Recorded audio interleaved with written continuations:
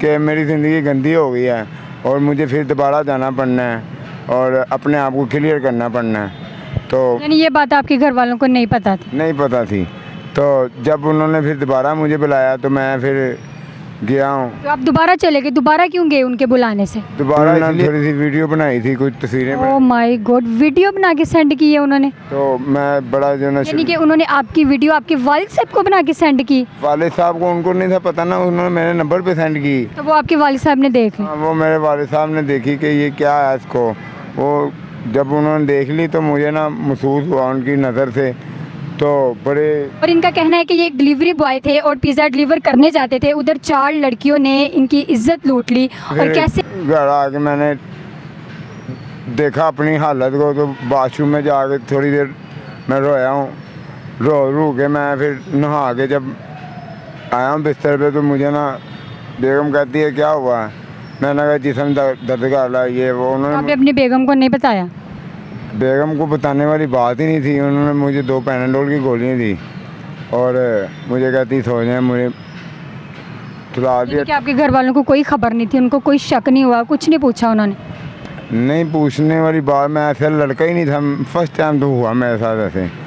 तो मैं सो गया, फिर तो सुबह उठा हूँ तो थोड़ा सा बस महसूस किया, बस फिर दुख हुआ कि मेरी ज़िंदगी गंदी हो गई है और मुझे फिर दोबारा जाना पड़ना है और अपने आप को क्लियर करना पड़ना है। तो यानी ये बात आपके घर वालों को नहीं पता थी? नहीं पता थी, तो जब उन्होंने फिर दोबारा मुझे बुलाया तो मैं फिर गया हूँ। तो आप दोबारा चले गए, दोबारा क्यों गए उनके बुलाने से? दोबारा इसलिए गया था कि मैंने बहुत उनके साथ कमिटमेंट की थी और उनकी कुछ बातें ऐसी दिमाग में थी। तो आप पूरा करने के लिए वहाँ पे चले गए? पूरा करने के लिए नहीं, क्लियर करने के लिए कि मैं आपसे यानी कि माफ़ी चाहता हूँ कि मैं आपके म्यार पे नहीं उतर सकता, तो प्लीज़ मुझे जो ना इस गेम से निकालें। तो दूसरी बार तो चला गया, तीसरी बार मैं नहीं गया तो उन्होंने मैसेज सेंड कर दिया मेरे नंबर। किसको सेंड किया? मेरे नंबर पे, मेरा नंबर उसके पास है, एक लड़की के पास। अच्छा, फिर? जोया लड़की थी, उसके पास है नंबर। तो वो जब मेरा SMS देखा पापा ने, मतलब आपके वालिद साहब ने देखा? वो वाला साहब ने देखा है, तो वो मुझे बड़ा ना मैसेज सेंड किया है, वीडियो सेंड की है, क्या सेंड किया है? यानी कि वो जो ना व्हाट्सएप पे सेंड किया है, तो मैं समझ गया।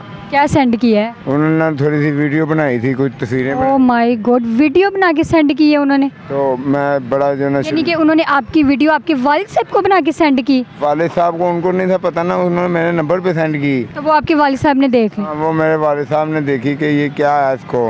वो जब उन्होंने देख ली तो मुझे ना महसूस हुआ उनकी नज़र से, तो बड़े।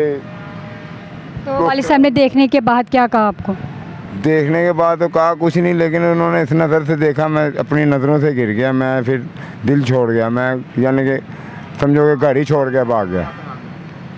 जी, तो आप ये क्या वालिद साहब को पैगाम देना चाहेंगे वीडियो देखने के बाद? वालिद साहब को यही पैगाम देना चाहता हूँ कि वालिद साहब, मैं आपका खून हूँ, इतना मैं घटिया काम कर नहीं सकता था, लेकिन ये मेरे से जो गलती हो गई है, कुछ अल्लाह की तरफ से, कुछ जो ना मेरे काम की वजह से, तो मैं चाहता हूँ कि मुझे घर बुला लिया जाए और मेरा इसमें कोई कसूर नहीं है और मैं बहुत ज़्यादा शर्मिंदा हूँ कि मैं आपकी औलाद हूँ और मैं इस तरह यानी कि यूज़ हो गया। तो जी नाजरीन, ये आप देख सकते हैं कि इनका कहना है कि मुझसे गलती हो गई है, कि इनके वालिद साहब ने इनको घर से बाहर निकाल दिया और वो अपने वालिद साहब को ही ये पैगाम देना चाह रहे हैं कि मुझसे गलती हो गई है।